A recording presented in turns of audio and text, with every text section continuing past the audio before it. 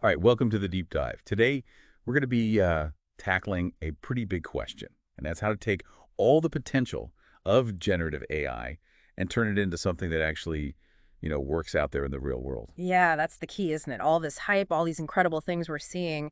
But how do we build on that foundation and make it, reliable, stable? Exactly, and that's where MLOps comes in. So what we're going to be digging into is this idea of operationalizing generative AI. Specifically, we'll be focusing on Vertex AI as the platform for doing that. We've got a great white paper as our guide today. It's called Operationalizing Generative AI on Vertex AI using MLOps.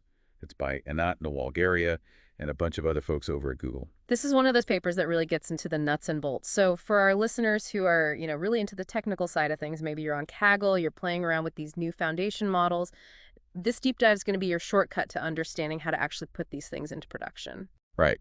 And one of the really interesting things that this paper gets into is this area of agent operations or agent ops. Hmm. This is like the next level of MLOps, Yeah. where we're not just deploying models, but we're deploying entire intelligent agents that can interact with the world. Yeah, it's a whole new frontier, and we're seeing it already, right? We've got these virtual assistants, these chatbots that are getting more and more sophisticated. But to make them truly reliable and trustworthy, we need a solid framework for managing their entire life cycle. Okay, so before we get too deep into the weeds, let's just level set for a minute. Everybody's heard of DevOps, right? This whole idea of making software development smoother, faster, getting those dev and ops teams working together. So MLOps takes those same principles, the collaboration, the automation, and applies them to the unique world of machine learning. Think about all the challenges you have with ML that you don't necessarily have with traditional software. You've got to make sure your data is valid. You've got to evaluate your models. You've got to monitor them for things like drift. Reproducibility becomes huge, especially when you're dealing with these incredibly complex models with tons of parameters. Right. You can build the most brilliant model on Kaggle, Yeah. but if you don't have solid MLOps practices, it's going to be really fragile. Mm-hmm. And when you bring generative AI into the picture, it gets even more complex. So the white paper lays out the life cycle of a generative AI system. It's got 5 key phases. We've got discover, develop and experiment, evaluate, deploy, and govern.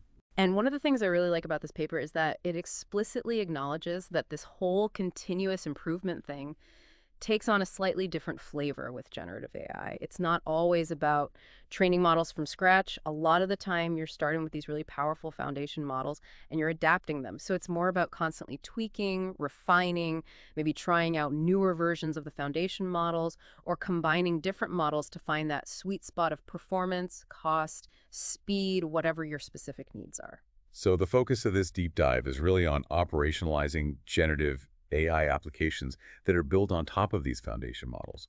We're not going to go super deep into how those massive models were trained initially. That's a whole other beast. We're talking about taking those incredible tools and making them work for you. So let's jump right in. That first phase, discover where do we even start? This is where it gets really interesting because, back in the day, you had a handful of machine learning models to choose from. Now it's like an explosion of models. You've got open source models, proprietary models, and they're coming out all the time. And the white paper really emphasizes this idea that there's no one-size-fits-all solution, Yeah. right? You can't just pick the most popular model and expect it to magically solve every problem. Right. It depends on your use case, your data, your constraints. There's no silver bullet. So this discovery phase is really about finding the right tool for the job. And there are a few key factors to consider. First, you've got quality. How good is this model at actually doing what you need it to do? You might look at benchmark scores or even run your own little tests, feed it some prompts, and see what kind of output you get. Latency is another big one, especially if you're building something that needs to respond in real time, like a chatbot. If it takes 5 seconds for the model to generate a response, nobody's going to be happy. Right. And then, of course, you've got cost, which is always a factor. You've got to consider the infrastructure costs, the hardware, the software, and the usage costs, which can vary a lot depending on the model and how you're using it. And then, don't forget about all those legal and compliance considerations. Exactly. You don't want to get caught out later down the line because you didn't do your due diligence up front. It's really like trying to pick the best kernel on Kaggle. Oh, So many options. Now, the white paper talks about Vertex Model Garden as a solution to this kind of model overload problem. Yeah, Model Garden is really cool. It's basically like a curated collection of Google's models, partner models, open source models all in one place. They even have model cards that give you all the key information, the performance, the intended use cases, the limitations. So it's like a one-stop shop for finding the right model for your needs. So, okay, you found a promising model, maybe a few that you want to try out. What happens next? This is where we get into the develop and experiment phase, right? Exactly. And this phase is, like in traditional ML development, all about iteration. You're refining your data, you're playing around with the model, you're evaluating the results, and then you go back and tweak things. It's that classic cycle of experimentation. The white paper talks about the foundational model paradigm. So how are these foundation models different from the more traditional predictive models that, a lot of us might be used to? That's a great question. So foundation models are different in a few key ways. First, they're multi-purpose. They're not trained for a single specific task. Instead, they're trained on these massive, diverse data sets. And this gives them the ability to be applied to a whole range of different tasks. Yeah. And they also exhibit these emergent properties, which is really cool. That means that they can do things that they weren't explicitly trained to do. It's kind of like, you teach a kid the alphabet and then suddenly they start writing poetry. Exactly. And the thing is, with these foundation models, the input is everything. They are so sensitive to even small changes in the prompt. So the prompt engineering aspect becomes really, really crucial. Yeah, and that's something we haven't really had to deal with in traditional ML. I mean, sure, you might need to do some feature engineering, but the input was generally pretty well defined. So let's dig into that a bit more. The paper talks about this idea of a prompted model component. Right. So in traditional AI, you've got your model, you've got your input, and you're good to go. But with generative AI, there's this extra layer, the prompt. And often you're not just using a single prompt, you're using a prompt template. This is like a structured way of providing instructions and examples to the model. Yeah. It might have placeholders where you insert the specific user input. Figure 3 in the white paper actually shows this visually. Okay, I'm looking at that figure now. So you've got your prompt template, you've got your user input, and those get combined to create the full prompt. That's what you feed into the foundation model. Got it. Right. And the prompted model component is this combination of the model and the prompt. It's like the smallest unit that can actually do something in a Gen AI application. What's interesting is that this actually changes how we think about experimentation, right? In traditional ML, we'd be tweaking model parameters and looking at the impact. But with generative AI, we're also tweaking the prompt itself, which means prompt engineering becomes this whole new skill set. Okay, so prompt engineering. It's not just about typing in a question or a command. It's like an art form in itself. It really is. It's about understanding how these models work, how they interpret language, how they respond to different types of prompts. It's a lot of trial and error, You try one thing, you evaluate the output, you tweak the prompt, you try again. And the white paper lays out this really nice visual in Figure 5 showing that iterative loop of prompting and evaluation. And one of the things I found really fascinating was this concept of prompt as data and prompt as code. Yeah, that's a key insight. So think about it. Some parts of your prompt are essentially data. The few shot examples you give, any knowledge bases you might be pulling from, even the user's initial query, that's all data. And for those components, you need all those data-centric MLOps practices, data validation, drift detection, data lifecycle management, all that stuff. Right. But then other parts of the prompt are more like code. The instructions, the template itself, any guardrails you've put in place to make sure the model doesn't go off the rails, that's all code. And for that, you need code-centric practices, version control, testing, maybe even approval processes. Exactly. So it's this interesting duality, right? You're managing both data and code within your prompts. And the white paper makes this great point. You need to be able to track which versions of your prompts work best with which versions of your models. That's essential for reproducibility. So we've experimented with prompts. We've got a pretty good handle on getting the model to do what we want. But what happens when things get more complex? The paper talks about this chain and augment phase. Right. So even these really powerful large language models have their limitations.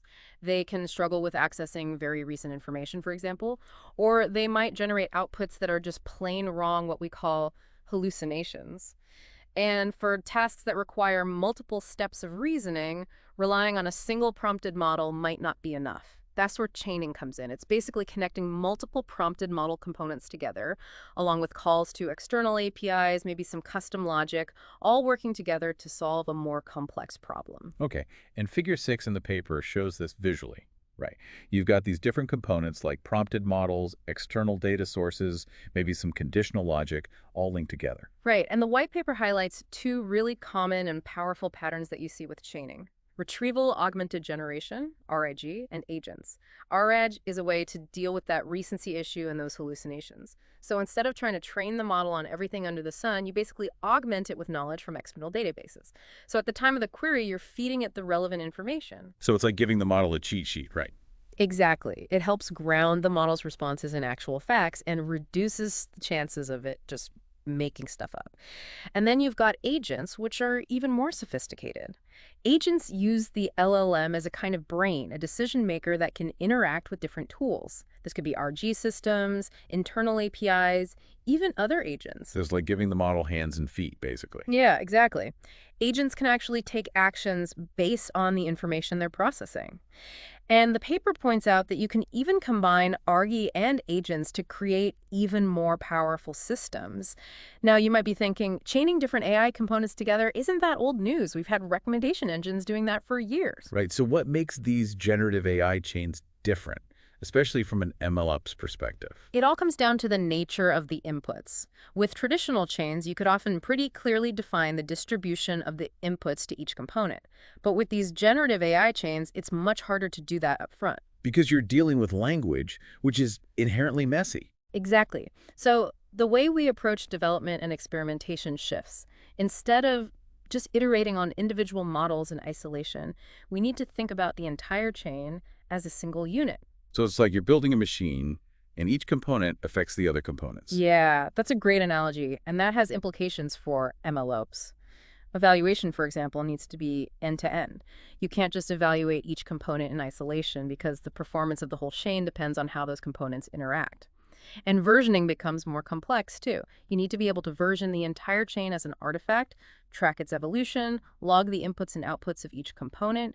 It's a lot to manage. And the white paper mentions Vertex AI as a platform that's really well suited for this chain and augment phase. They talk about things like grounding as a service, extensions, vector search, agent builder, a lot of tools that help you build and manage these chains. And there's also integration with LangChain, which is a really popular open source framework for building these kinds of applications. So you've got a lot of options. But sometimes even clever prompting and chaining isn't enough. Sometimes you need to actually adapt the underlying model itself. That's where we get into the tuning and training phase, right? Yeah, you can only push those prompts so far before you need to start tweaking the model under the hood. So what are we talking about here? So when you're tuning these foundation models, you're basically adapting them to perform better on a specific task or in a specific domain. There are a couple of common approaches. Supervised fine-tuning is where you train the model on a labeled data set, basically teaching it to predict the right output for a given input. Then you've got reinforcement learning from human feedback, or RLHF. That's where you use human feedback to train a reward model, and then you use that to guide the LLM during the tuning process. So it's like training a dog with treats. You reward it for good behavior, and it learns to do more of that. Exactly. And from an MLOps perspective, you need to be able to track all the artifacts involved in the tuning process, the data, the parameters you're using, the performance metrics. Vertex AI has tools like the model registry and Vertex pipelines to help with that. And it's great to see that Dataplex provides unified governance for both predictive and generative AI data and models. Unified governance. Yeah, so you're not managing separate systems for your different types of AI workloads. It's all under one roof, which makes things so much simpler. Now, the paper also talks about continuous training and tuning, but they point out that with these massive models, continuous tuning is often more practical than continuous training. It's just too expensive to retrain these models from scratch every time something changes. Makes sense. So you might tune the model periodically based on new data or new requirements. And they mention that cost is a huge factor here, which makes sense. Training these models can get really expensive, especially if you're using specialized hardware like GPUs and TPUs. They also mentioned techniques like model quantization as a way to manage those costs. Okay, so we've talked about how we find the right models, how we adapt them, how we refine them, but let's talk about the fuel that powers these systems' data. The paper has a whole section on data practices, and there are some really interesting nuances here when it comes to generative AI. Absolutely. So in traditional ML, the data was basically everything. It dictated how the model behaved. And while that foundational pre-training data is still crucial for generative AI, the way we adapt these models using different types of data becomes just as important. Okay, so walk me through that. So think about it. With generative AI, you can often build prototypes with surprisingly little data. You might just need a few examples, maybe a prompt template, and you can start getting interesting results. But that doesn't mean that data management becomes simple. No, I guess not. So what are some of the challenges? Well, one challenge is that we're dealing with a much wider range of data types now. In traditional ML, it was often just your input features and your target variable. But with generative AI, you might have things like your conditioning prompts, your few-shot examples, your grounding data from external APIs, your human feedback data for RLHF, all these different types of data feeding into the system. So it's not just about building ETL pipelines anymore. It's about managing this whole ecosystem of data. Right, and that's where traditional MLOps and DevOps practices really come in handy, but with a generative AI twist. You need systems that can manage, evolve, adapt, and integrate all these different data types in a way that's versionable, trackable, and reproducible. And the paper also points out some really interesting ways that large models can be leveraged for data engineering tasks like synthetic data generation. Oh yeah, that's a hot topic these days. So you can use these models to create artificial data that closely resembles real-world data, maybe to fill in gaps in your existing data sets or to create more diverse training scenarios. That's really cool. But then when it comes to evaluating generative AI, the paper points out a key challenge. We often don't know the training data distribution of the foundation models. Right, which means we need to be really careful about how we evaluate these systems. We need to create custom evaluation data sets that really reflect our specific use cases and cover all the important scenarios. And we can even use language models to help us generate and curate that evaluation data. So evaluate, that's the next big topic the paper tackles. Even if you're just doing prompt engineering, you still need to know if it's working, right? Absolutely. Evaluation is core to the whole development process. And the paper talks about this spectrum of automation, from manual evaluation in the early stages to fully automated processes as your project matures. Automation is key for speed and reliability, but it's not always easy with generative AI. So what makes it so hard to automate evaluation for generative AI?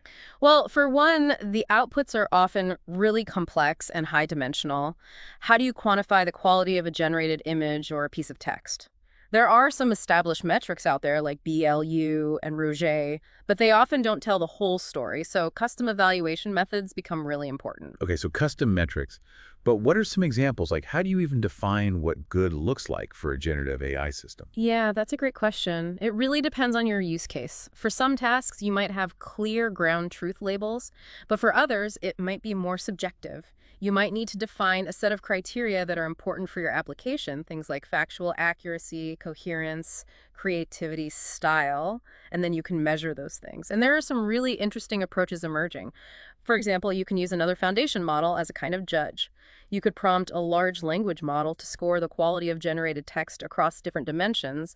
The paper mentions this technique called auto-SS. That's wild. So you're using AI to evaluate AI. Exactly, and it actually works pretty well. But you're right, it highlights this subjective element that's often present in generative AI evaluation. What one person considers a good output might not be the same for someone else. So it's really important to ensure that your automated evaluation aligns with human judgment. Yeah, you don't want to end up with a system that's just optimizing for some arbitrary metric that doesn't actually reflect what users care about. And the paper mentions that the lack of ground truth data can be a real challenge too. Right. And one way to address that is to generate synthetic data. It's not perfect, but it can be a helpful stopgap measure. And finally, the paper emphasizes the importance of testing against adversarial attacks. Adversarial attack. Yeah, so this is where someone tries to trick your model into generating harmful or inappropriate outputs. It's kind of like security testing for generative AI. So you need to make sure your system is robust enough to withstand those kinds of attacks. And Table 1 in the paper provides some great suggestions for approaching generative AI evaluation. It's definitely worth a read. Okay, so we've built our system, we've evaluated it.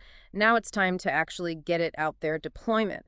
And the deploy section of the paper makes it clear that these production generative AI systems are often pretty complex beasts. Yeah, it's not just deploying a single model anymore. You've got your prompts, your models, maybe some adapter layers, external data sources, all these pieces working together. Right. And the paper actually distinguishes between deploying the generative AI system, the complete end-user solution, and deploying the foundation model itself, which is more about making the model accessible. Our focus today is on deploying those end-user systems. So, are there any special considerations when deploying these systems? Well, the good news is that a lot of the best practices from traditional software engineering still apply here. Version control is super important. You need to be tracking the evolution of your prompt templates, your chain definitions, any external data sets you're using, everything. And the paper specifically mentions leveraging solutions like BigQuery, LADB, and Vertex Feature Store for managing those external data sets. Yeah. So you're not just relying on flat files or local databases anymore. Exactly. And continuous integration and continuous delivery, CI/CD, those are still crucial. Every code change should be automatically tested before it's merged, and you need a reliable pipeline for moving your tested code into production. But CI/CD for generative AI has its own unique challenges, right? The paper talks about the difficulty of generating comprehensive test cases and the potential for reproducibility issues. Yeah, that's because you're dealing with models that can generate a wide range of outputs, and sometimes those outputs can be non-deterministic. So you can't always rely on the same input producing the same output. But that doesn't mean CI/CD is impossible. You just need to adapt your approach. Now, the paper also briefly touches on deploying the foundation models themselves, and that's a whole other ballgame. Because these models are so huge, right? Exactly. They require massive amounts of compute and storage resources. You need to think about things like GPUs, TPUs, scalable data storage solutions like BigQuery or cloud storage. And then there are techniques like model compression that can help reduce the footprint of these models and make them easier to manage. Okay, so let's say we've deployed our generative AI system. It's out there in the wild. Now we need to make sure it keeps working as expected. And that's where we get into logging and monitoring. Right. And this is another area where generative AI throws us some curveballs. Because these systems often involve chained components, you need end-to-end logging and monitoring. You need to be able to track the flow of data through the entire system. And if something goes wrong, you need to be able to figure out where the problem originated. So lineage tracking becomes really important. Makes sense. And the paper talks about skew detection and drift detection in this context. Can you explain those a bit more? Sure. So skew detection is basically comparing the distribution of the input data you use to evaluate your system with the distribution of the data it's seeing in production.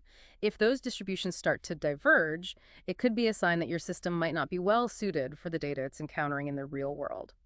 And drift detection is about looking for changes in the input data over time. So you're basically trying to understand how user behavior might be evolving. Okay, so you're looking for things like new types of queries, new topics, new intenses, anything that might indicate a shift in how people are using the system. Yeah. But how do you actually measure those things? Well, there are a lot of techniques, and they often depend on the type of data you're dealing with. If it's text, you might look at things like embeddings and distances, vocabulary changes, maybe even using statistical methods to detect changes in the underlying distribution. And for multimodal models, you also need to think about things like prompt alignment, making sure the prompts you're using are still effective, and organizational policy alignment, making sure the system's outputs are still adhering to your company's policies. Yeah, those are all important considerations. And the paper highlights Vertex AI's Generative AI Evaluation Service as a tool for creating custom metrics and automators for these purposes. They also talk about continuous evaluation, where you're constantly capturing production outputs and running evaluation tasks on them. And of course, you need to have alerts set up so that you're notified if anything goes wrong. Exactly. You need to be proactive. You don't want to wait for users to start complaining before you realize there's a problem. And the paper also mentions tracing as a valuable logging technique for complex agent-based systems. Yeah, it's basically about recording the flow of events within the system so that you can understand how different components are interacting. It's especially useful for debugging and understanding how decisions are being made. Okay, so we've got all this monitoring data coming in. Now we need to make sense of it and make sure the system stays on track. And that's where governance comes in. Right. MLOps governance is all about the practices and policies that ensure control, accountability, and transparency across the entire machine learning lifecycle. And when you're dealing with generative AI, those principles become even more important. So it's not just about governing the model anymore. It's about governing the entire system, including the prompts, the chains, the data sources, everything. Exactly. And the paper reiterates that existing MLOps and DevOps practices still very much apply here. You need to manage your data, your models, your code, all of it. And Vertex AI provides tools like Dataplex, Vertex ML metadata and Vertex experiment to help with that. So we've covered a lot of ground. We've talked about discovering, developing, evaluating, deploying, monitoring, and governing generative AI systems. But there's one more really exciting area that the paper dives into, and that's extending all of these principles to agents. They call it agent ops. Yeah, agents. This is like the next frontier of generative AI, right? Yeah. It's not just about generating outputs anymore. It's about building systems that can actually interact with the world and make decisions. Exactly. Agents represent a significant leap forward in capabilities. They have the potential to automate really complex tasks and solve problems that were previously intractable, but they also introduce a whole new set of challenges from an MLOps perspective. So what makes agent ops different from, say, traditional MLOps? Well, one key difference is that you're now dealing with systems that are much more autonomous. They can make decisions and take actions without direct human intervention.